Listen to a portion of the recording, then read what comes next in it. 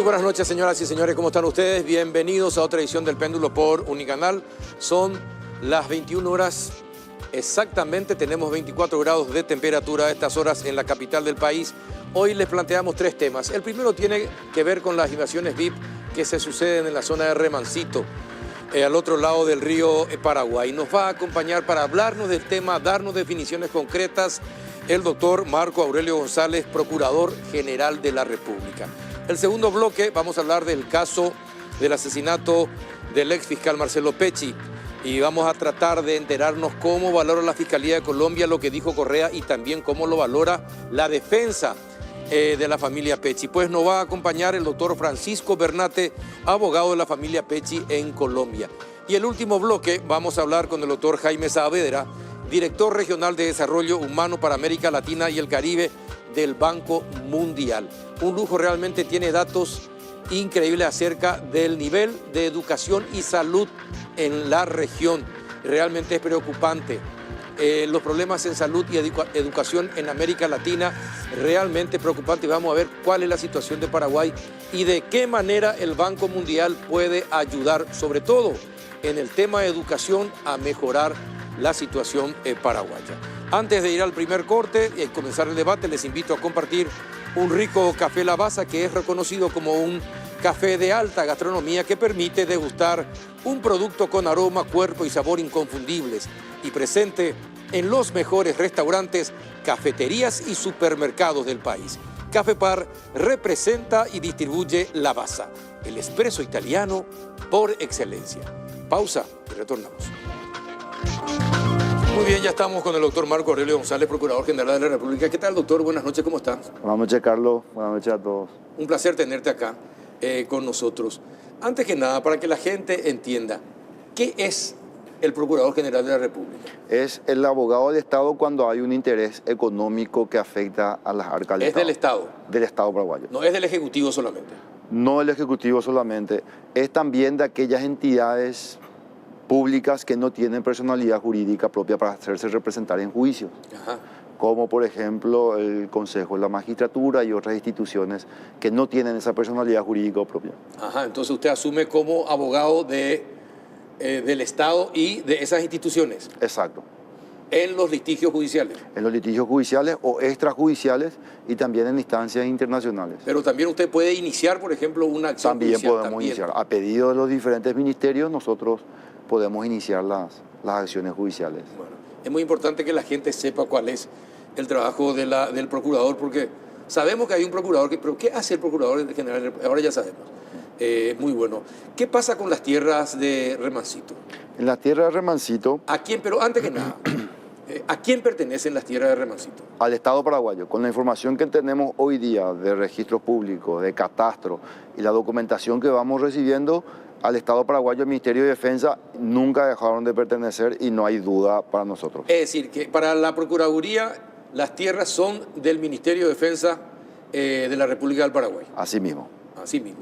¿Y esta pretensión del municipio de Villa Hayes? Esta pretensión del municipio, ellos lo que quieren es que se cierre el circuito, lo que yo entiendo. ¿Por qué? Porque ellos se basan en un decreto que dijo el decreto, que del Ministerio de Defensa se transfiera al Ministerio de Agricultura. Y ese circuito no llegó a operativizar, a cerrarse, porque para que eso ocurra tenía que haber un acta, una escritura pública de la Escribanía Mayor de Gobierno que no existió. Al no darse eso, nunca pudo pasar al INDER. ¿Por qué? Porque lo que decía ese decreto es que pasaba a Agricultura para que Agricultura destine a través del INDER esas tierras. Entonces...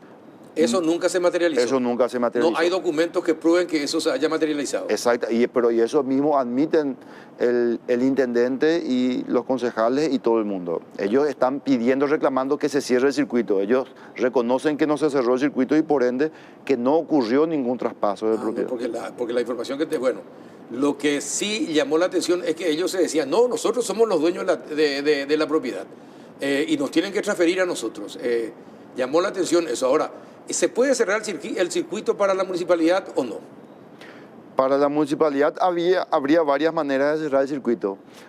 Hay una escritura de la Escribanía Mayor Gobierno o se aprueba una ley. En este caso, el Ejecutivo ya anunció que no va Va a quedar para el Ministerio de Defensa. Que va a quedar para el Ministerio de Defensa. Así categórico. Es la información que públicamente dio a conocer el presidente de la República. Hasta este momento. Y yo creo que sí que va a cumplir. Ajá. Bueno, no, por eso, con eso se cierra. Con eso no hay más otra cosa que hacer. No hay circuito que valga posteriormente después de lo que dijo el presidente. Exacto, esas tierras pertenecen al Ministerio de Defensa y nosotros estamos abocados porque la instrucción que recibimos del presidente, con el asesor jurídico de la presidencia, el ministro de Defensa, es esas tierras que pertenecen al Ministerio de Defensa que vuelvan a la posesión del Ministerio de Defensa y después ahí el Ministerio de Defensa va a evaluar qué va a hacer en ese territorio. Bueno, ¿y cuántos ocupantes tiene esa propiedad del Ministerio de Defensa? Bueno, ahí hay que ser muy cuidadosos porque todo el inmueble tiene algo así como más de 9.000 hectáreas. ¿9.000 hectáreas? Más de 9.000 hectáreas. De esas más de 9.000 hectáreas hay otra vez diferentes facciones. Nosotros estamos hablando solamente de 131 hectáreas, que es las que se veían o verían afectadas por el proyecto de ley que el presidente anunció que va a vetar. Dentro de esas 131 hectáreas son más o menos aproximadamente 16 hectáreas las que están en las zonas ribereñas. Y aproximadamente 17 personas las que estaban dentro de esa franja, dentro de esa zona ribereña.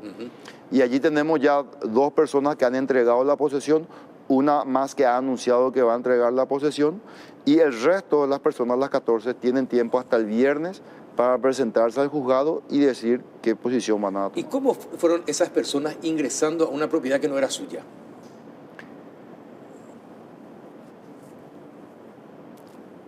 Yo no te puedo explicar, puedo construir varias hipótesis de cómo llegamos hasta hoy, pero no te puedo dar la razón. Lo cierto y concreto es que hoy nos encontramos con esta realidad y el presidente fue claro en dar un mensaje no solamente a estas personas de que tienen que devolver al Estado, sino un mensaje para que sepan que el gobierno no se va a quedar callado si es que detecta que esto mismo está ocurriendo en otro lado o piensa ocurrir en otro lugar, ¿verdad? Que el Estado va a defender los intereses, porque algo que nos dijo el presidente y que nosotros lo tenemos muy presente, Marco, Roberto, lo dijo a Oscar, no tengan en cuenta, no crean que esos inmuebles son del gobierno, esos inmuebles son de todos los paraguayos. Y si alguien va a acceder, tiene que poder acceder en igualdad de condición al resto de los ciudadanos. ¿Y hace cuánto tiempo se dio la invasión de esa franja de terreno? Cuando nos apersonamos con el juez y recabamos información por parte de los ocupantes en esa finca, algunos decían que estaban hace 5 años, otros hace 10, otros hace 15, otros hace 20. Hay diferentes situaciones. ¿Y cómo eran autorizados? ¿Quién les autorizaba para ingresar ahí? Todos ellos alegan que tenían una intención de regularizar, pero eso a nosotros nos da la pauta que sabían que la situación en la que se encontraban era irregular. Era irregular, claro. Y no se puede admitir la comisión de una irregularidad. Exacto. En caso de que haya algún aval de alguna persona o funcionario, no constituye un aval para el ocupante, sino una responsabilidad también para la persona que cometió alguna irregularidad. ¿Desde hace cuántos años aproximadamente iban ingresando? El único dato que tenemos sobre eso es la manifestación que ellos hicieron ante el juez. Ahora ellos tienen la oportunidad, ellos fueron intimados cada uno y todos por edicto a lo que no se les encontró. Hasta pasado mañana tienen tiempo para ir ante el juez y decirle esta es el título o esta es la razón que a mí me ampara o entregar como esperemos que hagan, así como ya hicieron 2 personas. No, el tema es que cualquier título que presenten va a ser falso. Porque no hubo sesión del Ministerio de Defensa, ni del Ministerio de Agricultura, ni del INDER para ese efecto. Así mismo. Y otra vez hay varias situaciones, porque algunos dicen, el primer local donde estuvo toda la prensa dijo, yo pedí al INDER y el INDER nunca me contestó. Esa persona no tiene nada. Y si no le contestó, no tenía por qué entrar a la propiedad. Otras personas dicen, yo tengo un certificado de ocupación del INDER, y el reglamento del INDER dice es provisional, y el certificado no otorga ningún derecho, solamente dice, esta persona está registrada, está ocupando este lugar, para que el INDER busque la forma de regularizar eso. Después hay otras personas que dijeron que tenían... Pero hay esos documentos del INDER que esas personas presentaron para justificar. Sí. ¿Y quiénes firmaron eso? ¿Quién era el presidente o quiénes eran los presidentes del INDER que firmaron Yo vi algunos, en algún caso era algún presidente del IBR, Sí. ex IBR o INDER, y en otro caso, pero no recuerdo los nombres concretos, pero están en el expediente y sin problema puedo acercarle, porque es de público conocimiento Ajá. ya eso. No, porque sería interesante, porque y eso para ingresar con esos documentos del ex IBR y actual INDER, Pero eso no es permiso para ingresar. no era No. permiso para ingresar, Eso es básicamente el INDER. pero se pagaba por eso, Si se pagaba, eso es señal de comisión de hecho punible. de hecho punible. Por eso nosotros no descartamos ninguna denuncia de hecho punible aquí, porque recibimos información que podrían estar configurando hecho punible, pero no queremos ser irresponsables hasta no tener la documentación presente. Claro, porque, a ver, uno se pone a pensar desde el punto de vista normal de cualquier ciudadano, ¿verdad? Supongamos, yo me voy, usted es presidente del IBR o del INDER, y usted me autoriza para la ocupación, pero yo me voy y construyo una mansión. No es beneficiario de la reforma No, agraria. no es beneficiario de la reforma agraria, pero entonces, ¿cómo explico después que yo me voy y ya construí una mansión en un lugar donde no tengo permiso para hacer nada ni para ocuparlo? No hay forma de explicar eso. No hay forma de explicar. Entonces, una invasión, Sí. una ocupación hecha y derecha. Exacto. Ilegal. Así mismo. Y hay diferentes situaciones porque además de esa gente, por ejemplo, hay otras personas que alegaron tener un arrendamiento o una compra de un inmueble de una persona que había sido adjudicada por el INDER. A ver, el INDER le adjudica, le da el terreno a una persona, a un Pedro Duarte. Este Pedro Duarte después vende Sí. las acciones. Después ese Pedro Duarte dice, no, yo lo vendí, y hay una acción de nulidad de por medio. Cuando se entera de eso la Procuraduría, ya había iniciado una acción autónoma de nulidad y ya se declaró la nulidad de esa adjudicación del INDER a ese Pedro Sí. Duarte. Entonces, si es nulo, junto ya se discutió todo esto que estamos hablando, los derechos del Ministerio de Defensa sobre ese inmueble. Entonces, el INDER no podía otorgar el título y por eso se anuló. Básicamente te está diciendo, hoy INDER, vos no podés otorgar ningún título y mucho menos la municipalidad, porque la municipalidad eventualmente se iba a hacer con los bienes del INDER. Ujú. Ahora, pero evidentemente esto fue un negocio de alguien o de algunos, porque si no nos explica que personas con poder económico importante ocupen ilegalmente propiedad del Ministerio de Defensa. Y si esas personas con poder económico importante ocupan ilegalmente una propiedad es porque tuvieron que haber pagado algo para hacerlo. Lo contrario no lo van a hacer. Porque uno supone que la persona con gran poder económico tiene cierto nivel de comprensión y de entendimiento de las cosas. O forma de conocer. O forma de conocer, ¿verdad? O estar asesorado por buenos abogados, Exacto. ¿verdad? Entonces, desde todo punto de vista, esto parece que fue un negociado de algunos. Y también la inacción del Estado que te También permite llama la hacer, ¿no? atención. Entonces, por eso, esa es la señal que da el gobierno al decir, esto el gobierno, el Estado ya no tiene que permitir, ya no va a permitir y va a reaccionar si es que se percata que eso está ocurriendo.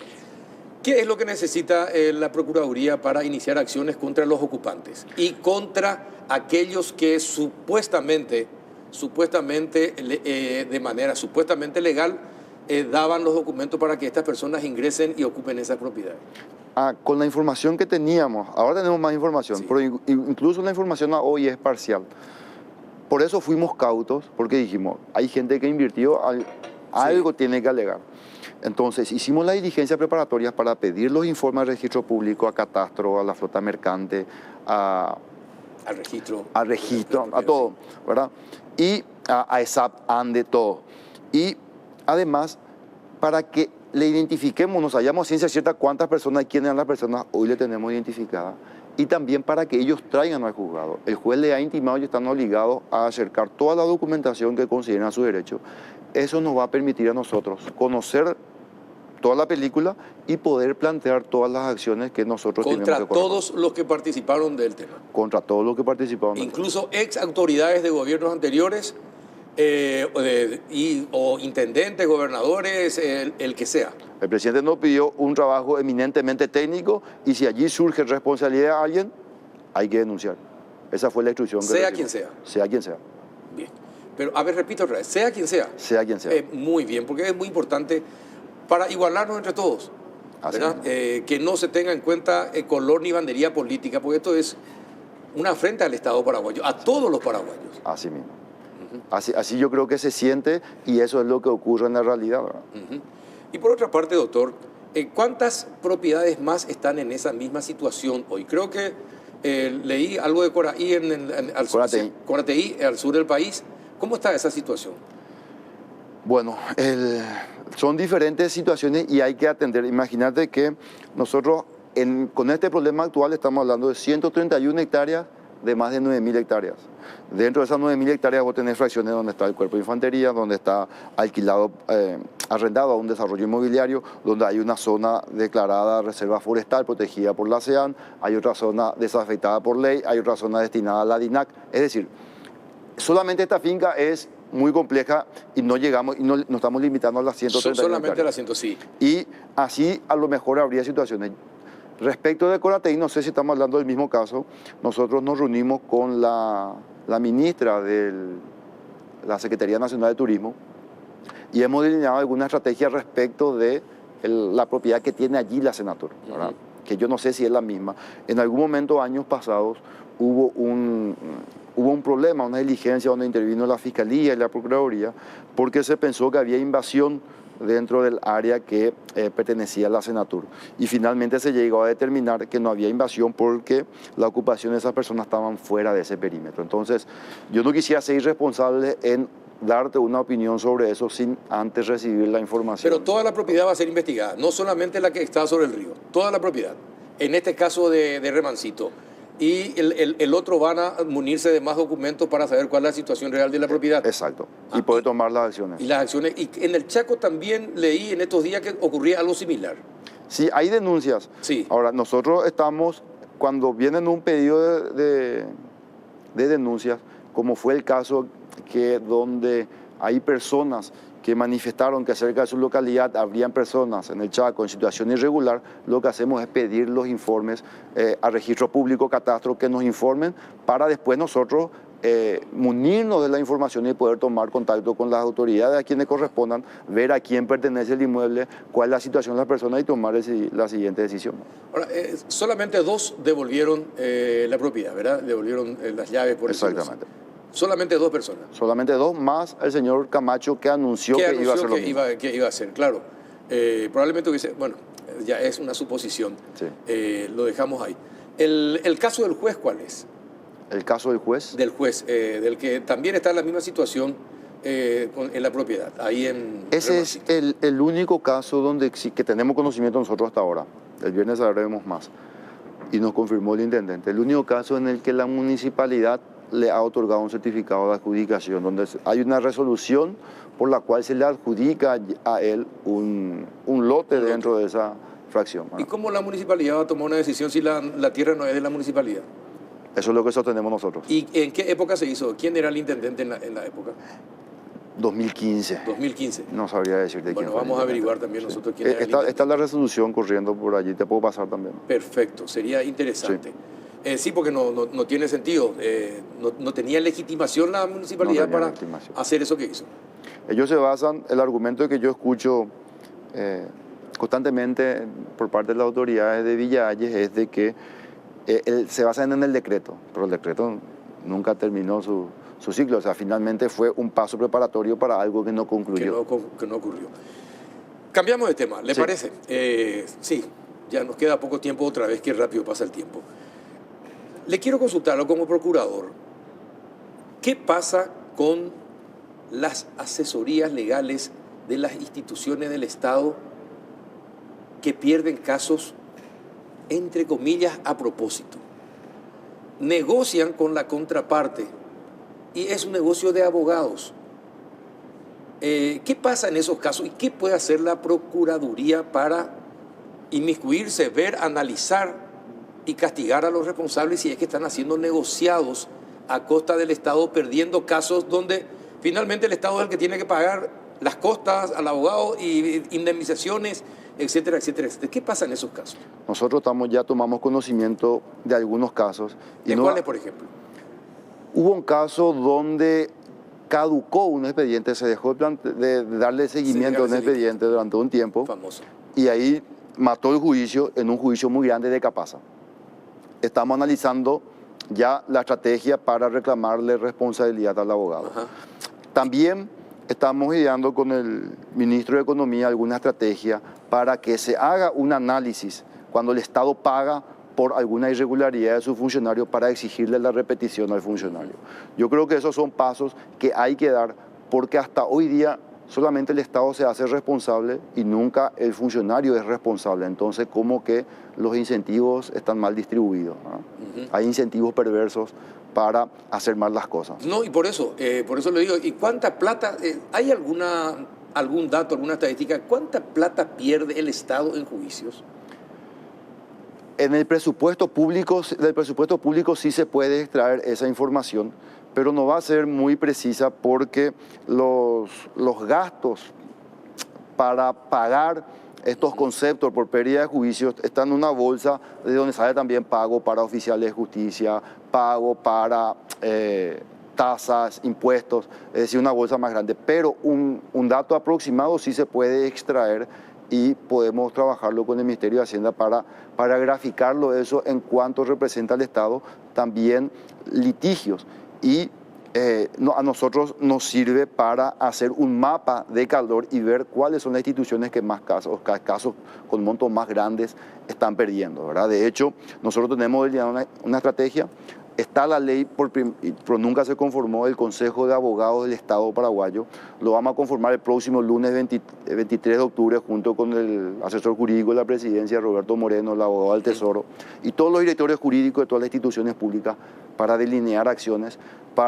Estamos hablando con MITIC, te cuento, es una novedad, que para crear una plataforma de seguimiento de juicios. Actualmente la Procuraduría lo tiene el Banco Central y algunas otras instituciones, pero otras no. Y ni siquiera hay forma de hacerle seguimiento a los juicios de las instituciones. Entonces, centralizar todo en una plataforma, eso no te digo que va a erradicar la corrupción, pero va a permitir... Pero va a tener el control, por lo menos, que se controle más. Exacto. Ajá, y que ustedes puedan ir viendo cómo se van desarrollando los casos, exacto. Quién no presentó a tiempo alguna acción contra un...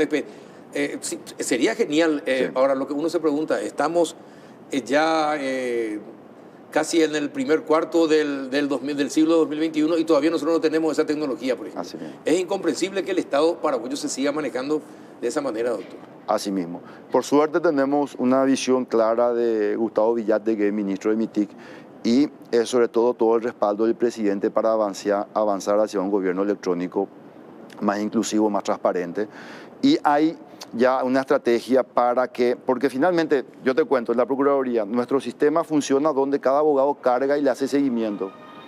Si esos datos podemos traer de la base de datos del Poder Judicial, hicimos una reunión con primero el ministro Martínez Simón, luego con el ministro de la Corte, donde se está buscando potenciar el expediente electrónico del Poder Judicial y que eso sirva a su vez para irradiar al resto de las instituciones públicas para el seguimiento de los juicios y al mismo tiempo para la tramitación de sumario administrativo. Tenemos varios sumarios que son electrónicos en varias instituciones, pero no en todas. Y es una herramienta de la cual se pueden aprovechar todas las instituciones públicas. Me contaban, algunas fuentes me contaban que la Corte Suprema de Justicia analizó uno de estos casos, creo que de la Contraloría, donde la Contraloría pierde uno de los casos, no me acuerdo si era con el tema de los funcionarios de Itaipú, no recuerdo bien, y donde el funcionario le gana a la Contraloría el caso. La Contraloría tiene que pagar todas las costas, tiene que pagar todo. Entonces, ¿por qué el Estado tiene que hacerse responsable? Es decir, ¿por qué todos los paraguayos debemos hacernos responsables de la mala acción o del mal trabajo de los abogados? No debería. No deberíamos. La Constitución es muy clara al determinar la responsabilidad directa del funcionario y subsidiaria del Estado. Lo mismo el Código Civil. Y lo que ocurre en la práctica al revés, la responsabilidad del Estado y la irresponsabilidad del funcionario. Y eso no debe ocurrir. Y cuando ocurre, se deben adoptar los resortes legales, se deben iniciar las demandas correspondientes. Muy pronto nosotros vamos a estar iniciando las primeras acciones en ese camino. No, mire que es desagradable que, por ejemplo, el tema del IPS, el tema de las deudas, por ejemplo, del IPS, ¿verdad? que el Estado paraguayo, este gobierno, se vea obligado a sacar un crédito de 600 millones de dólares, es decir, endeudarnos aún más a todos los paraguayos para cubrir la mala acción de una administración determinada en el IPS, por ejemplo, o en el Ministerio de Salud. O de obras públicas. O de obras públicas. Y todos los paraguayos tenemos que pagar el mal manejo administrativo de gente que se forra por generaciones y a los que no se les quita nada posteriormente, doctor. Usted puede conseguir como procurador que esa gente devuelva todo lo que mal administraron y que paguen con sus bienes todo lo que mal administraron en la función.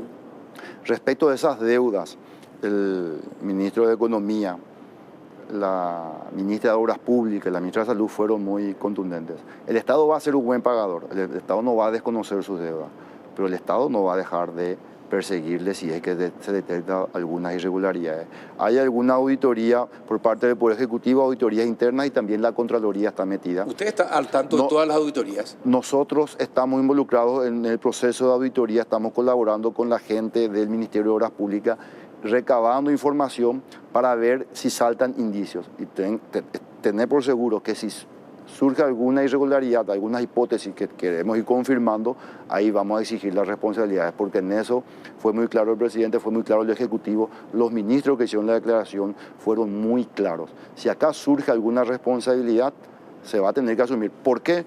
Porque no solamente es el de endeudó, Carlos. Sí. La tasa de interés y el tiempo que se dejó correr, habiendo plata para un presupuesto, no se pagaba la deuda, eso es alguna irregularidad tiene que haber ahí. No, tiene que haber, sí, evidentemente. Me decían también, creo que la ministra de Salud la semana pasada admitió que, por ejemplo, la DIVEN compró medicamentos oncológicos, le dio al INCAN. El INCAN dejó vencer, es decir, dejó los medicamentos, vencieron los medicamentos. Es decir, se hizo una compra al cohete. Si los medicamentos vencieron, no sirven para la función para la que fueron adquiridas. ¿Quién devuelve al Estado la plata que la DIVEN pagó por esos medicamentos? Ahí debería hacerse un análisis y podría haber alguna configuración de algún hecho punible eventualmente. Hay que ver si hay alguna responsabilidad administrativa o responsabilidad civil también después para reembolsar. Yo nomás no quiero ser responsable porque ese caso lo desconozco y sí con documentación te puedo hablar y decir cuál es la consecuencia de esa acción determinada. Por lo que vos me relatás mal y pronto, sin conocer, yo te digo que alguna consecuencia debería haber si se puede comprobar ese esquema de responsabilidades. Doctor, en este país control no existe. Usted como Procurador General de la República, ya en la última parte del programa, del bloque, le pido encarecidamente que trate de estar al máximo, como un león con las garras, controlando el buen uso del dinero público. Y aquellos que se desvían, que mal usan, que paguen las consecuencias, porque si no es muy fácil ser funcionario público, robar, cometer actos de corrupción y después quedar impunes. Debemos terminar con la impunidad. Usted está en un lugar estratégico para lograr eso, doctor. Así mismo, y sobre todo para que siga de ejemplo, que los que vienen tengan por lo menos miedo, ¿verdad? Porque lo que te decía con los incentivos, si nadie persigue la corrupción, hay incentivos para comportarse corruptamente. Así mismo. En cambio, cuando empiezan a ver que las autoridades reaccionan, ahí ya no hay tantos incentivos para portarse mal, ¿verdad? Y cuando se empiezan a ver las consecuencias. Entonces, finalmente, el foco de todos es la impunidad. Y hay que luchar para que no haya impunidad. Nosotros por lo menos tenemos todo el compromiso, y no solamente la obligación, sino la exigencia del presidente de continuar en ese camino. Perfecto. Doctor, te deseamos éxito porque tu éxito va a beneficiarnos a todos los paraguayos. Así que te deseamos todo el éxito del mundo en tu trabajo. Muchas gracias, Carlos. Y solamente contarte que solamente en este periodo de tiempo, en cuantificando las sentencias favorables, tenemos algo así de ahorro para el Estado como 19 millones de dólares. Bueno, y esto triplicarlo, doctor. Estoy seguro que vas a poder hacerlo. Dios mediante. Gracias, doctor Marco Aurelio González, por estar en el péndulo. Muchas gracias. Gracias a vos, Carlos. El doctor Marco Aurelio González, Procurador General de la República. A la vuelta de la pausa nos vamos hasta Colombia. Ya volvemos. Bien, estamos en el segundo bloque del péndulo y ya nos trasladamos hasta Colombia, donde se encuentra el doctor Francisco Bernate, abogado de la familia Pecci en ese país. En instantes vamos a estar en contacto. ¿Qué tal, doctor Francisco Bernate? Buenas noches, ¿cómo está? Muy buenas noches, doctor Peralta. Un saludo muy especial para usted, todo el público paraguayo y por supuesto a todo su equipo de trabajo. Gracias por tenerme acá. No, muchas gracias a usted por estar allí. Me contaron que estaba haciendo deporte, así que agradezco que haya dejado el fútbol un ratito para estar en contacto con nosotros. Muchas gracias, doctor. Así es, estamos aquí en el parque con los chicos. Bueno, es un privilegio, de verdad. Muchas gracias. Bueno, doctor, a ver, cuéntenos, por favor, usted como abogado de la familia Pecci, ¿cómo toma todas las declaraciones de Correa y bueno, cómo cree usted que toma la Fiscalía esas declaraciones de Correa? Lo primero que hay que decir y en lo que hay que ser enfáticos es que Correa es un delincuente confeso, es un asesino y él cometió un acto muy grave. Diferente es que hoy en día haya pensado en su propio bienestar y haya resuelto contar una serie de hechos, de circunstancias, todas las cuales hasta ahora han resultado acreditadas o respaldadas, digamos, todo lo que él ha dicho ha resultado cierto. Diferente es que ahora hace una afirmación en la que él dice que otra persona le mencionó quién sería el autor intelectual detrás de este hecho. Es decir, no es algo que a él le conste directamente, es simplemente lo que él parece que le oyó a los hermanos Pérez Hoyos, que van a declarar a partir del 18 de octubre. Lo tomamos como la importancia de que esto se aclare, ya sea que sea cierto o no, por dos razones. La primera es que pues hay personas cuyo nombre, cuyo buen nombre, cuya credibilidad, honorabilidad está en juego y son los primeros interesados en que esto se aclare. Lo segundo pues es que también las víctimas pues tienen un derecho a que haya verdad, a que haya justicia, pero por sobre todo a recibir un trato digno. Entonces, más allá de que esto se haya podido politizar, porque pues entiendo el contexto, la realidad es que nuestra primera preocupación es por las víctimas. Es decir, entiendo que hay unos cuestionamientos, que pueda haber lo grave que es, por supuesto, pero que se aclare de la mejor manera y de la manera más pronta, pensando en todos y la necesidad de que esto se esclarezca. Uh-huh. Bueno, usted habló con la familia de Marcelo Pecci después de esta declaración de Correa. ¿Cuáles son las instrucciones que le dio la familia después de todo esto, doctor? Bueno, sí, nosotros hablamos, yo puedo decirlo que permanentemente, porque más allá de este encargo profesional y del honor que para mí representa llevar esta causa y llevar sobre mis hombros el nombre de Marcelo Pecci, pues es un privilegio, pero también hemos construido una relación personal profunda. Y lo que ellos esperan, primero, es el respeto por su condición de víctimas. Es decir, que esto no sea teñido con un tinte político, que no se utilice para revictimizar, para cuestionar, para ponerlos, por decirlo de alguna forma, en el ojo del huracán. Lo segundo es la prudencia. Las que tienen que actuar son las autoridades. Creo que las autoridades colombianas en el próximo mes de enero, cuando sea condenado Correa, quedaría solo pendiente que se resuelva la situación de Margaret Chacón. Y con eso creo que el caso en Colombia está esclarecido. Lo que sigue ya es de moral de este hecho, asunto que entiendo le corresponde a las autoridades paraguayas. Ahora, doctor, el señor Correa, ¿a cuántos años de cárcel está expuesto a pesar de la colaboración que supuestamente tiene con la Fiscalía? Lo que sucede es que su colaboración es un arrepentimiento tardío, es decir, es eficaz, pero es tardío, su información ha sido valiosa. El margen que tiene la Fiscalía General de la Nación de Colombia es amplio, legalmente es amplio. Podría incluso, llamémoslo técnicamente, ese sería un extremo, o de ahí vas a contar pues una reducción significativa de su condena. No me inclino más por la idea de una reducción significativa, es decir, tiene que haber un castigo, más allá de lo importante de su aporte, tiene que haber un castigo. Y esa ha sido nuestra posición. Ahora, la decisión última la toma primero la Fiscalía colombiana y segundo un juez. Pero nuestra posición es que haya algún castigo. Claro, ahora el tema es, estamos hablando del hombre que estructuró toda la organización para asesinar a Marcelo Pecci. Hasta parecería injusto que recibiera una condena muy baja por la colaboración que realiza, cuando él fue el estructurador de todo el comando que termina con la vida del doctor Marcelo Pecci. Sí, es una persona que antepuso sus privilegios económicos a la vida de un ser humano, y eso es muy grave. Y en ese sentido entiendo lo valioso que ha sido su aporte. No puedo desconocer que él es quien nos lleva a los financiadores de esto, pero más allá de eso yo sí creo que tiene que haber un castigo. Uh-huh. ¿Y el caso cómo está hoy día? ¿Y cuándo los Pérez Hoyos tienen que declarar? Vamos por el final. Los hermanos Pérez Hoyos, ¿por qué y en qué contexto declaran? Su declaración se dará 18 o 19 de octubre. Se da en el contexto de que Margaret Lisset Chacón Zúñiga, quien presuntamente facilitó el vehículo para que en él se transportaran armas y sicarios, está en un juicio y ha llamado como sus testigos de descargo a los hermanos Pérez Hoyos. Entonces es en ese contexto que ellos van a declarar, es en ese contexto.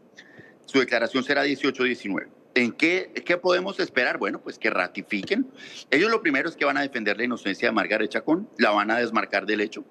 Lo segundo es que se tendrán que pronunciar frente a las declaraciones de Francisco Luis Correa Galeano. Es inevitable que lo hagan. Y lo tercero, ¿en qué está el proceso? Margaret Lisset Chacón Zúñiga está en juicio. Yo espero poder terminar con eso este año. Creo que va a haber una decisión este año. El 19 de enero se define la situación de Francisco Luis Correa Galeano y completaríamos un total de 9 personas capturadas, de las cuales, si se da la situación de Margaret Chacón, hablaríamos de 8 condenas, solo pendientes del señor Salinas en Venezuela. Y creo que el balón queda en el campo paraguayo, que sean las autoridades de nuestra hermana República del Paraguay quienes determinen quiénes son los autores morales de este hecho. Ajá. Bueno, ¿y cuál es la relación que tienen los Pérez Hoyos con lo que dijo últimamente Correa acerca de Tío Rico y del señor Cartes? Bueno, la relación de los hermanos Pérez Hoyos con estas personas es un dicho de Francisco Luis Correa Galeano, según el cual uno de los hermanos o los dos hermanos, no lo sé, le habría informado a él que quien estaba detrás de esto serían las 2 personas que usted comenta. Es decir, no tiene una visualización directa, no es alguien que haya percibido de manera directa, sino que dice que otro le dijo. Entonces yo creo que los hermanos pues tendrán que aclarar si eso lo dijeron o no, y las autoridades tendrán que determinar si estas personas participaron del hecho o no, pero no pueden ni minimizarse ni sobredimensionarse, claro, lo que está diciendo un confeso delincuente como lo es el señor Correa. Uh-huh.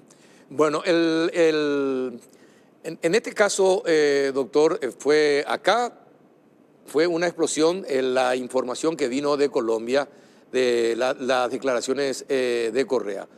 Pero el tema es que todo eso debe ser probado. ¿Qué pasa si no se puede probar eso? ¿Qué pasa si los Pérez Hoyos, por ejemplo, dicen, no, nosotros no, yo no recuerdo? ¿O qué pasa si confirman también? ¿Qué pasaría en esos casos? Si los hermanos Pérez Hoyos dicen eso no es verdad, ellos ya han manifestado muchas veces que ellos no van a revelar ese nombre, no lo van a revelar, prefirieron asumir una condena de 25 años de cárcel antes que revelar ese nombre, porque la oferta, digamos en términos de beneficios, fue amplia y ellos la rechazaron de manera reiterada. Hoy están condenados a 25 años de cárcel. Si ellos confirman eso, no creo que estemos en una situación muy diferente a la que estamos hoy. Las autoridades, en este caso las paraguayas, pues tendrán que tomar todos los recaudos para probar eso. Es que no son solo palabras, no son solo dichos, son pruebas. Entonces, no creo que sea un escenario muy diferente jurídicamente a lo de hoy. En el evento en que ellos lo nieguen, digan que eso no es cierto, pues tampoco el escenario es muy diferente. Son las autoridades quienes deben demostrar esta situación. Ahora, si se demostrase que él está mintiendo a cambio de algún interés, primero, los beneficios no los pierde, porque es que los beneficios de él, a Margaret Chacón y a los hermanos Pérez Hoyos, ya los obtuvo, ya dio esa información. Segundo, pues sí, eventualmente estaría cometiendo un delito que se llama falso testimonio, que es bastante grave, pero insisto, no es una versión que sea verdadera o falsa, simplemente es que él dice que otro le dijo. Entonces es muy, muy especulativo, ¿no? Claro, todo es especulación, pero llegaron también especulaciones acá a Paraguay de que los hermanos Pérez Hoyos podrían revelar el nombre supuestamente del financista del crimen, si se le reduce la condena a la señora Chacón. ¿Es posible o no? Bueno, en ese punto es bien importante. Una es la situación de los hermanos Pérez Hoyos, hoy ya condenados. Eso es muy importante, ellos ya están condenados. Más allá de que den o no información, su situación no va a cambiar. Ahora, que ellos puedan actuar como moneda de cambio de Margaret Lisset Chacón Zúñiga, eso no es así. Ella tendría que asumir su responsabilidad, hacer un acuerdo con la justicia, entregar verdad, justicia, reparación, y en ese evento ella obtendría beneficios, pero no es una moneda de cambio en la que ellos se inmolan a cambio de la libertad de ella. No es necesariamente así, eso no es así. Ella tendría que asumir su responsabilidad, lo cual hasta ahora se ve como muy poco probable. Bueno, es poco probable. También se habla de que se estaría tratando de convencer a otra persona más, doctor, de que sirva como testigo para corroborar lo dicho por Correa. ¿Usted sabe algo al respecto? Absolutamente no. En primer lugar, porque los testigos que están en el caso de Margaret Lisset Chacón Zúñiga ya están, son estos y ya no es más. Así es que no va a aparecer un testigo sorpresa. Pero en segundo lugar, insisto, ya es una investigación muy adelantada, muy consolidada. Si existe esa persona con esa información, creo que ya sería ante la justicia paraguaya o en un escenario de colaboración entre Colombia y Paraguay, donde debería dar esa información. Doctor, ahora, para la justicia colombiana y para usted como abogado también de la familia Pecci en Colombia, ¿la orden tuvo que haber salido de Paraguay o pudo haber salido de la región? Si es que el doctor Pecci estaba investigando algún caso del crimen organizado. Yo solo tengo claro que no proviene de Colombia. El doctor Pecci en Colombia era un jurista admirado, un hombre cuyas hazañas jurídicas se conocían, pero no creo que en Colombia tuviese enemigos. Y en ese contexto, el escenario está abierto a otro país, que puede ser Paraguay, Brasil, Argentina, Uruguay, que eran sus escenarios de ejercicio. Colombia fue un espacio al que él vino a impartir capacitación, a compartir su experiencia, pero no era un país en el que estuviera un móvil para causarle la muerte. ¿Y usted qué sabe de supuestas molestias entre la Fiscalía paraguaya y colombiana en estos días? No, ninguna. Es una relación fluida, de hecho han habido reuniones y son especulaciones que surgen a raíz de estas declaraciones, pero en lo que a mí me consta, la relación es fluida. El doctor Manuel Doldán siempre ha estado acompañando las audiencias. Desconozco lo que suceda más allá de eso, porque nosotros respetamos la justicia colombiana, respetamos la Fiscalía colombiana, no nos intrometemos en el trabajo de las autoridades, no vamos un paso adelante, sino 10 atrás, pero creo que no, yo creo que son versiones que han surgido, pero no, de ninguna manera. Ajá. Bueno, ¿y cómo está el caso hoy, doctor? A ver si nos puede explicar, usted como abogado, querellante ahí en Colombia de este caso. ¿Cómo está el caso hoy? El caso hoy, tenemos ya 7 personas condenadas, 4 sicarios, los 2 hermanos Ramón Emilio y Andrés Felipe Pérez Hoyos, el señor Correa Galeano, pues que ya es un hecho que va a ser condenado el 19 de enero, una persona que está en Venezuela, que es el señor Salinas, detenido, quien ya confesó públicamente el hecho, y Margaret Lisset Chacón Zúñiga, quien está tramitando el juicio y que va a terminar este año. Es decir, llevamos 9 implicados ya, sometidos a la justicia, 7 de ellos ya confesos y 2 que están, Salinas, que está pendiente, Margaret Chacón, que está en su juicio. Así es que creo que la justicia colombiana cumplió, creo que es una labor magnífica y ahora pues habrá que aguardar que sea la justicia paraguaya la que termine de cerrar esta investigación. Ahora, ¿y la justicia venezolana es la que tiene que condenar a Salinas, doctor? Así es.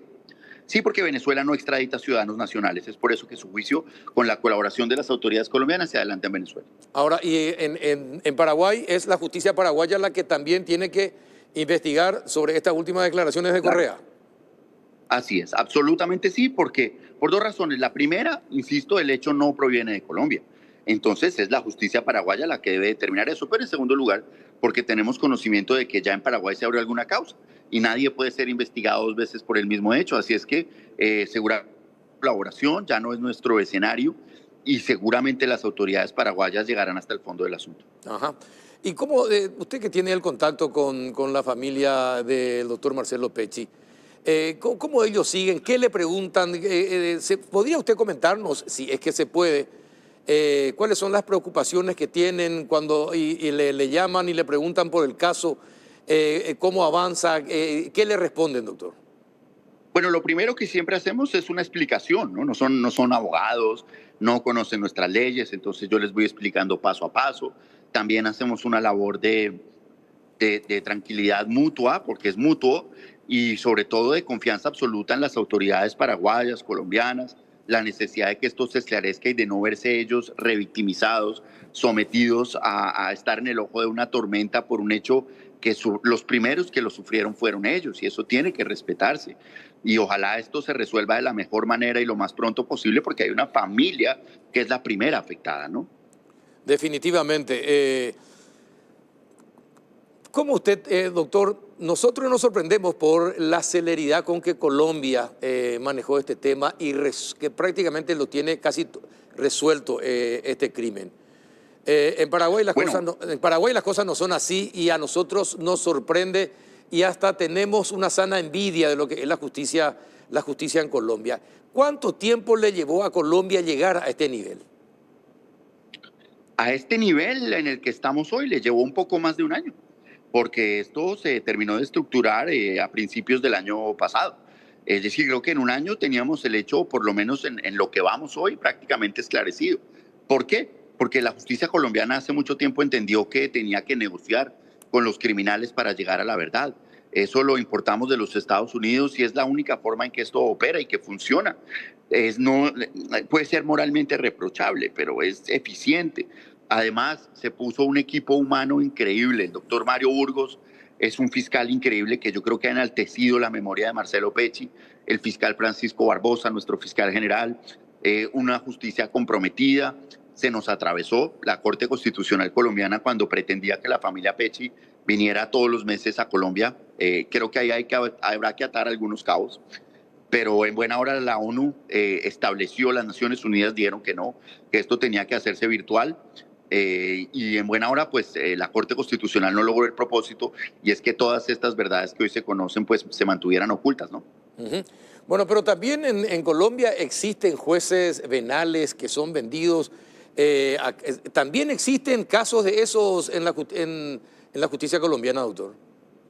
Bueno, no, hemos evolucionado mucho, creo que la publicidad, el hecho de que nuestros funcionarios sean de carrera, fortalecer, digamos, las investigaciones contra la corrupción en la justicia, nos ha hecho avanzar mucho. Yo no digo que no suceda, de hecho yo represento al Estado colombiano en todo caso de presunta corrupción judicial, pero también le debo decir, no estoy particularmente ocupado en ese asunto, no, pasa, obvio, pero no es algo que ocurra con mucha frecuencia, insisto, porque tenemos una carrera judicial, porque tenemos unos controles efectivos, porque tenemos una justicia especializada en materia anticorrupción que ha avanzado mucho, que fue capacitada, entre otros, por Marcelo Pecci. Entonces, creo que ahí funcionamos más o menos bien. Uh-huh. ¿Y cómo por ejemplo, cambiándole de tema, ya que estamos, doctor, y usted es una fuente permanente de información para nosotros, ¿cómo se está manejando en Colombia el caso del hijo del presidente colombiano? Es un tema extremo, ¿no? Donde el fiscal es el mismo, el doctor Mario Burgos, el mismo fiscal que lleva el caso de Marcelo, es el mismo, es el mismo fiscal, ¿no? Se está manejando, pues genera una polarización política, pero desde lo jurídico creo que la Fiscalía ha hecho un muy buen trabajo, ha presentado unas evidencias contundentes, empezando por el testimonio de su exesposa, de la exesposa del joven Nicolás Petro, quien de hecho hizo una confesión, intentó una negociación, fracasó, pero digamos la justicia ha sido seria, apolítica, y bueno, puede haber un debate público, pero la justicia ha operado bastante bien. ¿Y cómo la Corte Suprema de Justicia o la justicia colombiana hace para apartarse de los vaivenes políticos y las presiones políticas? Eso es muy importante, eso se logró hace mucho tiempo cuando se creó la carrera judicial, es decir, los funcionarios judiciales en Colombia son elegidos a través de un concurso de méritos. Durante muchos años era una cosa política, donde incluso los partidos políticos elegían a los magistrados que se repartían la rama judicial por colores, azul o rojo. Desde el año 91 hay una carrera judicial, es por mérito. Te cuento, por 1.500 cargos se pueden presentar 26.000 candidatos y mérito. Y una vez son elegidos no pueden ser removidos del cargo salvo alguna causa de corrupción. Eso ha fortalecido mucho la labor jurisdiccional, el hecho de que tengan salarios dignos, digamos importantes, que tengan hoy en día unas condiciones de trabajo relativamente dignas hace que sea una justicia sólida. Ajá. ¿Y quiénes son y quiénes deciden quiénes pueden ser jueces o fiscales? Tú abres un concurso, hay una entidad que es la gerencia de la rama judicial que se llama Consejo Superior de la Judicatura, abre el concurso y básicamente los que sacan los primeros puestos van llenando los cargos. Es un examen, simplemente es mérito y una vez estás en tu cargo queda bajo tu propiedad hasta que te pensiones o renuncies. Así se eligen. Debo decirlo, estamos lejos todavía de que sea perfecta, pero por lo menos en Colombia en materia de justicia sí impera la meritocracia. Ahora, ¿y ese consejo está integrado también por políticos o no? No, señor. Son 5 magistrados, 5 magistrados electos por un periodo fijo y la verdad es que realmente son una especie de gerentes. Lo que tenemos hoy es impresionante. Fueron personas que enfrentaron la pandemia, que establecieron la virtualidad, que fueron disruptivos, innovadores, hombres y mujeres maravillosos, respecto a los cuales no hay ninguna tacha. La verdad es que la gerencia de la rama judicial en Colombia es muy buena. Tenemos dificultades de presupuesto y todo esto, pero la verdad es que yo, que ya llevo mucho tiempo en esto, te puedo decir que hoy es un escenario mucho mejor al que teníamos hace 30 o 40 años cuando eran empleados elegidos políticamente. Sí, mire, nosotros estamos atrasados entonces esos 35, 40 años respecto de Colombia porque, sí, lastimosamente acá los consejos que eligen a jueces y fiscales están integrados por senadores y diputados que responden a sus respectivos partidos políticos. Entonces, los jueces o los fiscales ya deben favores desde el inicio de su gestión o de su nombramiento, ya deben favores a la clase política. No, así no puede ser. Aquí debo decirlo, nos falta mucho, estamos aprendiendo todavía, pero el paso ha sido significativo y eso ha generado una mejor justicia para todos y una mejor calidad de vida para nuestros funcionarios judiciales también, que saben que entran por méritos y ahí están en su trabajo tranquilos hasta que ellos lo deciden. ¿Y cómo se hace, por ejemplo, para enfrentar a la guerrilla? ¿Cómo hacen jueces y fiscales para enfrentar a la guerrilla, por ejemplo? Bueno, nosotros ahí es un punto bien difícil, pero la verdad es que sí, los funcionarios judiciales están expuestos a muchísimos peligros. El Estado colombiano brinda una protección muy importante. Y hoy en lo que es guerrilla, pues tenemos la Jurisdicción Especial para la Paz, producto del acuerdo con las FARC, compuesta por 51 magistrados que están tramitando todo este proceso de justicia transicional en Colombia. Y las condiciones de seguridad son muy difíciles. En los años 80 hubo una masacre tenebrosa, la masacre de La Rochela, donde se asesinaron funcionarios judiciales. Obviamente el tema de seguridad en Colombia es muy complejo y más para los funcionarios judiciales y es una constante preocupación que digamos a través de la justicia digital mejoró un poco. Y bueno, ya sabes lo que pasó acá con esa situación, pero Colombia al cartel de Medellín lo enfrentó militarmente y lo derrotó. Y al cartel de Cali lo enfrentó a través de sus jueces, con sus códigos, y también lo derrotó y ganó, creo que la legalidad, la democracia y la cultura del Estado de Derecho sobre la cultura armamentista. Bueno, se da cuenta, doctor, esto es una fuente permanente de información, es una enciclopedia, así que le agradezco muchísimo. Y por último, ¿algún mensaje que usted como abogado de la familia Pecci pueda dar a la gente que le está viendo, observando en este momento?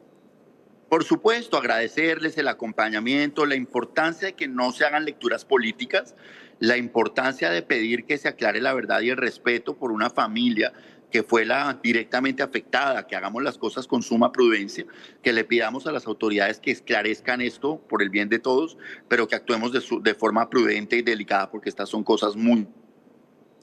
Perfecto. Doctor Francisco Bernate, muchísimas gracias por su tiempo. Después de este descanso en el fútbol, puede continuar jugando. Un abrazo de la distancia, doctor. Gracias a ustedes. Un abrazo grande. Felicitaciones por este espacio y muchas gracias. No, muchas gracias a usted. El doctor Francisco Bernate, el abogado de la familia Pecci en Colombia. A la vuelta de la pausa, un invitado de lujo. El doctor Jaime Saavedra, director regional de Desarrollo Humano para América Latina y el Caribe del Banco Mundial. Atención, que hay posibilidades de que el Banco Mundial financie proyectos de infraestructura escolar. Vamos a ver si nos enteramos de más detalles a la vuelta de la pausa. Muy bien, entramos en el último bloque y lo que dijimos, es un lujo tener al doctor Jaime Saavedra en nuestro país, ex ministro de Educación de Perú. Actualmente Es el director regional de Desarrollo Humano para América Latina y el Caribe del Banco Mundial. Buenas noches, doctor. Gracias por estar con nosotros. Al contrario, muchísimas gracias por la invitación. Mire, le tengo que preguntar, porque es una envidia sana la que le tengo a Perú.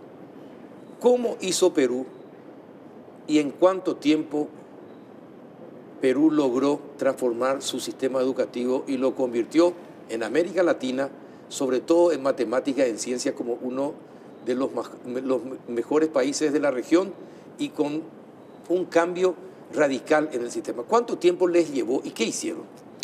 Mire, en verdad Perú ha mejorado mucho. Obviamente todavía no está en donde debe estar, como toda la región, ¿no? Pero sí es cierto que en los últimos 10 años han habido mejoras importantes. Los últimos años han sido un poquito más complicados, pero la pandemia, ¿no? y la necesidad de una aceleración luego de la pandemia, ¿no? Pero si miramos, digamos, desde comienzo de 2010, sí han habido muestras de un interés de tener políticas de Estado en relación a la educación, ¿no? Con mucho énfasis en el trabajo con los maestros, ¿no? Reconociendo que el factor fundamental para la mejora de la educación es la meritocracia en la carrera docente y luego el apoyo al docente en el trabajo que tiene que hacer en el aula. Mucho énfasis a la medición de los aprendizajes, de tal manera que sepamos en qué nivel están cada uno de los niños. Mucho énfasis en el focalizarnos en los aprendizajes fundamentales, ¿no? Como decía usted, la lectura, el razonamiento matemático, en las ciencias. Pero por otro lado también Perú tuvo en su momento lo que le llamamos un PISA shock, ¿no? Perú estuvo en el 2013, salió último en PISA. Sí. Y eso, digamos, que yo creo que una decisión importante del presidente en ese momento, el presidente Humala, fue el utilizar ese shock, digamos, como un mecanismo para que despierte el país, ¿no? Y mostrar que Perú había sido un país que había estado digamos, creciendo desde el punto de vista económico, pero las inversiones en educación no estaban acelerándose de la misma manera y la atención política a la educación no tenía el mismo ritmo. Y entonces, más que tomar excusas de que, bueno, que esta prueba es una prueba hecha por los países de la OECD, no corresponde a nosotros, ¿no? Es decir, bueno, no estamos en un problema, estamos en un problema gravísimo. Eso también permitió mucho apoyo político, apoyo financiero, se expandió el gasto en educación. Y también un interés mayor, digamos, de los padres de familia, de los maestros. Se involucraron todos. Es indispensable que haya un alineamiento político, que todo el mundo esté involucrado, y es indispensable reconocer la importancia del factor humano en la educación. Sí, no, definitivamente. Le hacía esta pregunta porque fue noticia y se comentó en el mundo y en los principales diarios del mundo el éxito que tuvo Perú en ese despegue. Es decir, en educación, Perú en la región es el país que más creció. Sí. Comparado con los otros países. No es el que mejor está todavía. No es el que mejor está, pero el que más creció. El que más creció en los últimos años. Sí. Entonces eso es aplaudido, por eso le decía, porque las cosas buenas hay que imitarlas. Sí, y yo creo que es dos cosas. Uno es apuntar a los factores claves, ¿no? Uno es maestros, es sacar a la política de las decisiones internas. ¿Y cómo hicieron? ¿No? Esa es una decisión política. Esa es una decisión política, ¿no? De asegurarse, por ejemplo, fue muy importante la aprobación de una ley de reforma magisterial que llevara a la meritocracia, ¿no? al proceso de contratación, de selección y de promoción y de ascenso de los profesores.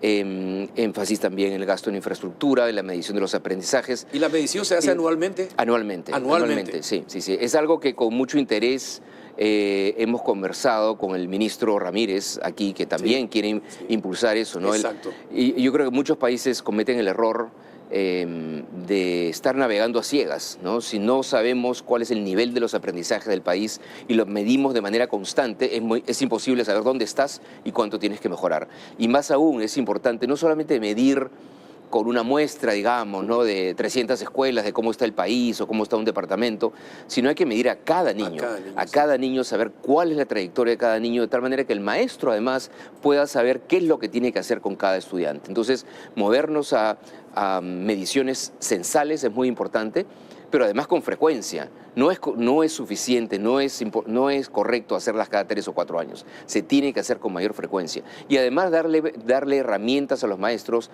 para medir los aprendizajes en el día a día, ¿no? Darle herramientas para que ellos puedan hacer evaluaciones formativas y saber, ¿no?, cuál es el apoyo que necesita cada niño. Yo creo que eso es fundamental. Y por último, un factor que yo creo que fue muy importante fue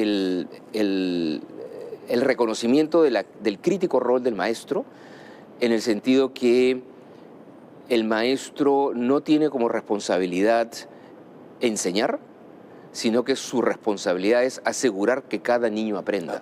Que no es exactamente lo mismo, claro, ¿no? Sí, yo enseño y bueno, de repente algunos chicos aprenden, otros no no. aprenden porque en su casa no han comido bien, tienen problemas familiares y bueno, no es mi problema. No, es mi problema. Si yo soy maestro, mi reto es asegurar que cada niño aprenda, lo cual implica que hay que hacer más esfuerzo en algunos niños que en otros. Exactamente. ¿No? Y por eso es tan importante invertir y apoyar en la formación y en darle al maestro todas las herramientas que necesita para hacer bien su trabajo. Y son evaluados anualmente. Sí.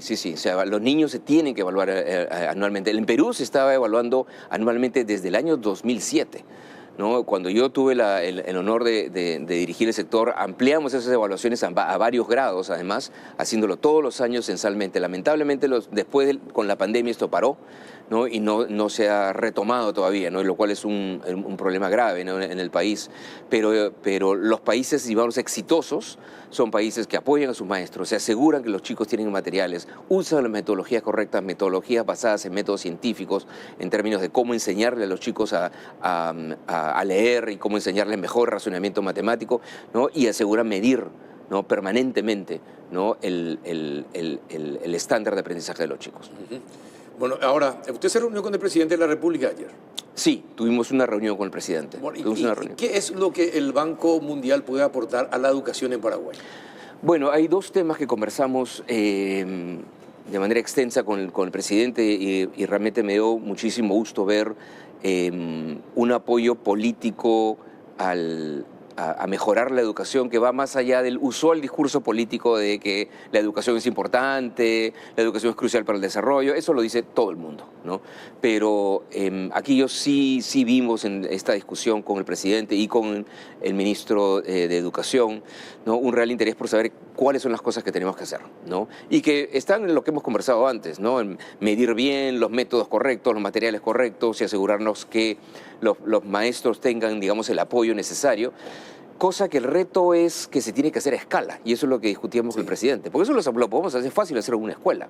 El problema es que hay que hacerlo en las 7.000 escuelas de educación básica aquí en Paraguay. Ese es el reto. Entonces, es un reto no solo pedagógico, sino es un reto de gestión, es un reto administrativo, ¿no? Lo cual requiere entonces preocuparnos mucho de la calidad de la burocracia del sector de educación. Entonces, lo que conversábamos con el ministro es, digamos que la receta la conocemos. El problema y el reto va a ser la implementación de esa receta en pocos años. Es la gestión.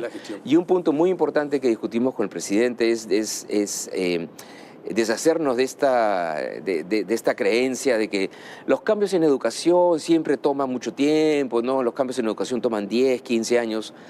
Bueno, sí, que un país como Paraguay, un país promedio de América Latina, sea Finlandia o sea Dinamarca o Noruega, sí, eso puede tomar 15 años. Sí.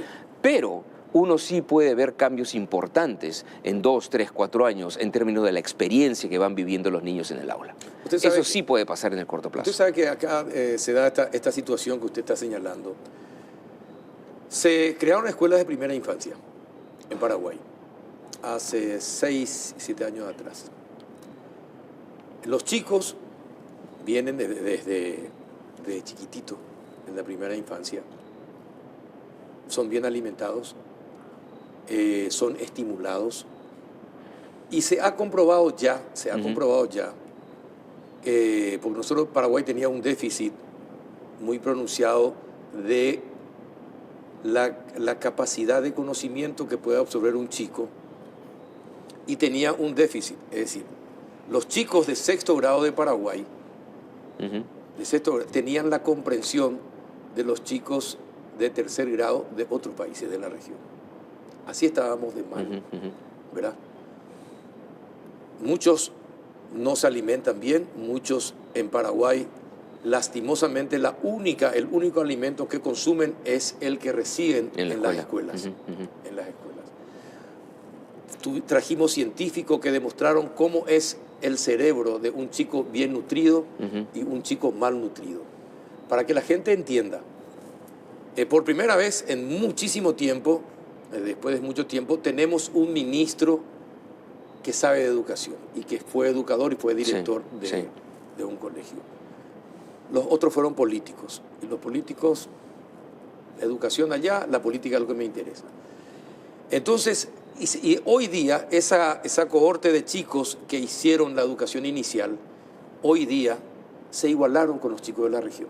Es decir, los chicos que fueron bien alimentados, que fueron bien estimulados, estuvieron en la primera infancia, llegaron al 6º grado, hoy tienen el mismo nivel de comprensión que los chicos de la región, ¿verdad? Y eso no lo podemos replicar en todo el país. Esas mediciones, como usted dice, son importantes. Y bueno, y tenemos que acelerar. El Banco Mundial puede ayudar, porque creo que ustedes van a ayudar en la infraestructura, ¿no? Hay dos áreas en las cuales lo conversamos ayer con el presidente. Una área en la que ya hemos estado trabajando en las últimas semanas con el ministro Ramírez y con su equipo, es justamente la parte de educación básica, en lo que se refiere a infraestructura, ¿no? En un programa grande de refacción de unas 1.300 escuelas, ¿no? Tratando de reducir el déficit en términos de la calidad de la infraestructura. Y por otro lado también los temas de formación de maestros y de medición de aprendizajes. Entonces esas son áreas en las cuales ya hemos acordado que vamos a trabajar. Se está definiendo ya la estructura final de la operación. Es una operación de un poco más de $100 millones, ¿no? De apoyo financiero por parte del Banco Mundial, en el cual ya hemos estado trabajando. Que se va a sumar, ¿no?, a todo lo que ya tiene el Ministerio también. Obviamente, eso es espectacular. Ese financiamiento de $100 millones, pero eso es del Banco Mundial, en verdad. Los gastos del gobierno son muchísimo más que eso. Y la idea, por ejemplo, en el caso de medición, es medir todo el sistema, ¿no? Entonces, hay mucho de este apoyo financiero del Banco Mundial al programa del gobierno es para apalancar otras reformas que tiene que hacer el Ministerio. Pero la otra gran área que conversamos con el presidente, que es más bien multisectorial, aun cuando va a tener el liderazgo también del Ministerio de Educación, pero es multisectorial, es la atención a la primera infancia, ¿no? Que esa es otra área de muchísimo interés, ¿no? Para el gobierno nos parece fantástico que haya un interés por tener un diseño integrado, institucional. Nosotros en Paraguay tiene estado varios días ya acá en Asunción, ya digo nosotros, hay un conjunto de intervenciones, pero que están fragmentadas y son pequeñas, ¿no? Y cubren a un porcentaje muy pequeño de los niños de 0 a 8 años. Entonces, se requiere un diseño integral que cubra desde el embarazo, ¿no? Desde el control de la madre, ¿no? Al niño que nace, las vacunaciones, el control del niño sano, la nutrición del niño, desde los primeros meses hasta la infancia, ¿no? Hasta los 8 años, y luego el desarrollo socioemocional del niño, el desarrollo cognitivo del niño, el apoyo a los padres para que tengan buenos hábitos nutricionales, hábitos saludables, buenos hábitos de crianza. Entonces, es un conjunto de intervenciones que hay que definir cuál va a ser la plataforma que se va a utilizar, la plataforma institucional, ¿no? Para poder proveer de estos servicios, que además tiene un impacto positivo sobre el trabajo de las mujeres, porque si hay mejores servicios de cuidado a los niños, eso por un lado es un mecanismo de generación de empleo, principalmente para mujeres. Ahora, esto va a ser un convenio con el gobierno y el Ministerio de Educación. Es el Ministerio de Educación y varios otros ministerios. Tiene el Ministerio de la Niñez, el Ministerio de Salud, ¿no? Tienen que ser varios ministerios. Y tiene impacto sobre el niño, y tiene impacto sobre el empleo, el empleo femenino, tiene impactos además sobre las posibilidades de las madres de poder insertarse en el mercado de trabajo, si es que tienen un sitio donde un sitio de calidad donde dejar a sus niños. Ahora, esa es una inversión, y eso lo conversamos con el presidente, compleja. Es compleja en Paraguay y en todos los países del mundo. Las inversiones multisectoriales siempre son difíciles. Pero así es, así es. La así, política pero pública sí, es difícil, Pero, pero como usted dice, es urgente, ¿no? sí. Es urgente avanzar en mejorar las oportunidades, ¿no?, de desarrollo infantil temprano, porque eso va a redituar en mejores rendimientos en la educación básica y ya sabemos, ¿no?, que genera impactos adicionales, ¿no? ¿Le puedo pedir un favor? Sí. ¿Se puede poner una cláusula que lo único que puede hacer el Congreso sobre esos 100 millones de dólares del Banco Mundial para este tema que estamos hablando, que ellos no lo puedan tocar, que puedan decidir sí, que se firme el préstamo, ¿verdad? Sin ningún tipo, pero que ellos no puedan usar? Solamente el Ministerio de Educación y los organismos afines al proyecto son los que deben manejar esos fondos, porque si esto hay una posibilidad de que el Congreso pueda usarlo en otra cosa, lo van a hacer. Mire, yo no le respondo en términos de qué es lo que tiene que hacer el Congreso paraguayo, porque eso es meterme en política interna paraguaya y eso es incorrecto, pero sí le respondo de una manera teórica, ¿no? Y que es además lo que hemos visto en otros países, que es que uno requiere un alineamiento político, totalmente, ¿no?, en el cual todos los actores, el Ejecutivo y obviamente el liderazgo del presidente es muy importante, el Congreso, los sindicatos, los proveedores privados, los padres de familia, todos los actores tienen que trabajar en función del bienestar única y exclusivamente del niño, de la niña, del estudiante. Ese es el alineamiento político que se necesita. Pero una vez que se tiene ese alineamiento político, eso quiere decir que todas las decisiones que se tomen entonces en educación tienen que ser técnicas. Así mismo. Tienen que ser técnicas, ¿no? Todas las decisiones en términos de cómo formamos a los maestros, cómo contratamos a los maestros, cuál es el proceso de acompañamiento y coaching que hay que darle a los maestros, todo, cuáles son los contenidos de la metodología de la enseñanza, todo se tiene que hacer de manera técnica. Pero eso es una decisión política. Sí, no, yo sé que es una decisión política. Pero no estaría nada mal. Le juro que me gustaría que en alguna letra chica del contrato figure eso. Mire, porque acá tuvimos experiencias de los fondos destinados de Itaipú, de las compensaciones de Itaipú, se quiso blindar para educación, unos 340 millones de dólares al año aproximadamente, ¿verdad? Todo se quiso blindar para educación, para hacer lo que estuvimos conversando. La clase política en el Congreso sacó 70% de esos fondos y los dio a sus intendentes y sus gobernadores. Solamente el 30% se pudo blindar para la educación. Y no conforme con ese 70%, el Congreso en numerosas ocasiones intentó manotear otra vez esos fondos que estaban blindados de ese 30% para cualquier otra cosa que no sea educación. Es decir, los astros se pueden alinear, pero llegan las épocas de las elecciones y ahí se desalinea todo. Se desalinea todo. Pero yo creo que ya hemos visto experiencias en las cuales uno ve que los países pueden tomar la educación como una política de Estado. Y yo creo que eso es lo que define que un país sea rico o no. Exactamente. Eso es lo que va a definir. Es endógeno. Que un país sea rico es endógeno a las decisiones políticas que se tomen. Repita, ¿no? Por favor. Repita otra vez. Repita otra vez porque la gente escucha. Pero no, estoy diciendo, el punto es que tiene que haber un alineamiento político y todo el mundo tiene que estar centrado en que las decisiones tienen que ser técnicas y eso es algo que los países pueden tomar como política de Estado. Yo acabo de estar en un congreso sobre la alfabetización en Mendoza. Justamente el ministro Ramírez también estaba la semana pasada y se firmó una declaración, ¿no?, de priorización de la alfabetización de los aprendizajes por un conjunto de ministros nacionales y provinciales. Y eso fue muy interesante. Pero otra cosa que fue más interesante para mí fue que esta declaración, dado que se estaba firmando en Mendoza, la firmó el gobernador. Pero no la firmó solamente, la firmaron en realidad dos gobernadores. El gobernador que está saliendo y el que está entrando. Y el que está entrando el próximo mes. ¿No? Eso es extremadamente importante. Sí. Porque sí, son gestos que son importantes. Es una provincia, sí, pero Argentina es un país federal, entonces las provincias tienen a cargo la educación. Sí. Entonces, claramente uno está viendo aquí, hay un compromiso político, ¿no?, de darle continuidad, ¿no?, a reformas que están siendo bien implementadas en el caso de Mendoza. ¿No? Y ese punto es absolutamente central. Le decía esto, le señalaba esto, doctor, porque por lo siguiente, ayer hubo una reunión, creo que del ministro de Educación con una comisión de la Cámara de Senadores. Y uno de los senadores, entendido en contabilidad, le señaló al ministro de Educación acerca de unos fondos, del Fondo de la Excelencia, que no se usan. Y si no se usan, ya el político quería saber por qué. Porque todas las veces que en el Congreso se empezó a hablar de fondos que no se usaban, era porque ellos querían usarlo. Esos fondos se guardan ahí porque hay proyectos plurianuales, ¿verdad? De los cuales evidentemente el legislador no tenía conocimiento.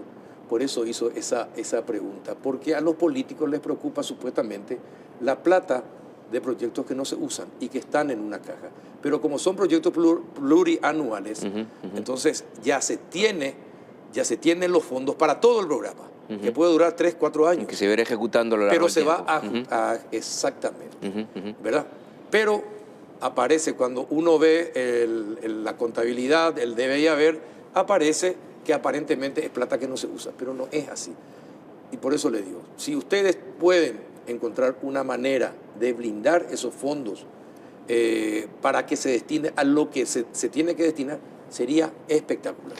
Mire, eso sería ideal que existiera legislación que permitiera hacer eso, pero a mí también a veces me preguntaban en relación a las reformas en el Perú, ¿qué se puede hacer para que se mantengan? ¿No? ¿Podemos hacer una ley para que se mantenga?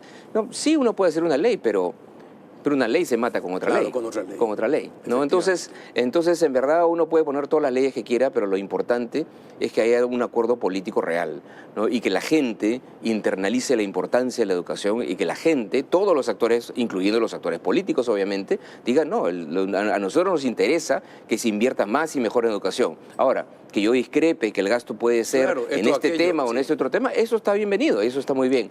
Pero yo creo que no hay ley, ¿no? que digamos, asegure las cosas si es que no hay un convencimiento real de todos los actores de la importancia de solucionar el reto de la educación de manera colectiva, ¿no? En toda América Latina tenemos el gran reto de que a veces la élite, digamos, tiene sus hijos en la escuela privada, y entonces, bueno, la escuela privada me preocupa que funcione bien, y la pública, bueno, pues ya veremos, si funciona bien, qué bien, y si no, no es mi problema. Y yo creo que tiene que haber un entendimiento de todos los actores que sí, es nuestro problema colectivo, ¿no? Asegurarnos que a través de una educación pública de buena calidad le demos oportunidades a todos los niños paraguayos, independientemente de su nivel de ingreso, de dónde nacieron, de si sus padres tienen plata o no tienen plata. Yo creo que eso es lo crucial. Totalmente de acuerdo. A mí me gustaría que llegáramos a eso, al nivel de esos países en el que el hijo del presidente o del vicepresidente o del presidente de la Cámara o del chofer o del portero o del basurero vayan al mismo colegio. A la escuela pública. Sí. Bueno, eso es lo que vemos en los países ricos, ¿no? Si uno pregunta en Alemania, le preguntas a un alemán, ¿en qué colegio público quieres poner a tu hijo? Le dicen, cualquiera. Me da lo mismo, porque todos los colegios son públicos buenos e iguales, ¿no? Entonces a eso tenemos que aspirar. Y sí, hay que priorizar la calidad. Ese es el reto de América Latina, es el reto de Paraguay y de América Latina. ¿Y cuál es, a ver, doctor, cuál es el nivel de Paraguay en cuanto a desarrollo humano se refiere en la región? ¿En qué lugar estamos nosotros posicionados? Bueno, Paraguay está, si miramos educación, miramos salud, está por debajo del promedio de América Latina.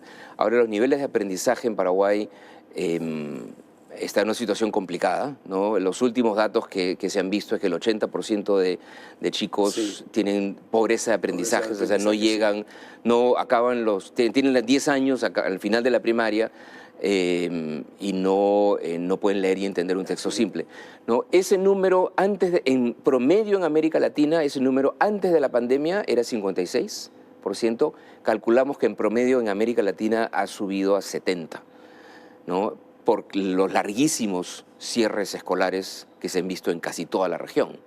No en todas, han habido algunas excepciones, pero casi toda la región han sido 2 larguísimos años que los niños no han tenido estímulo educativo.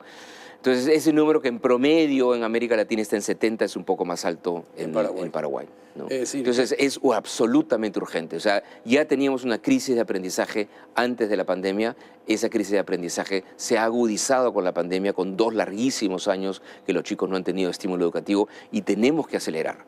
El regreso a la escuela no es un regreso a hacer lo mismo que hacíamos antes.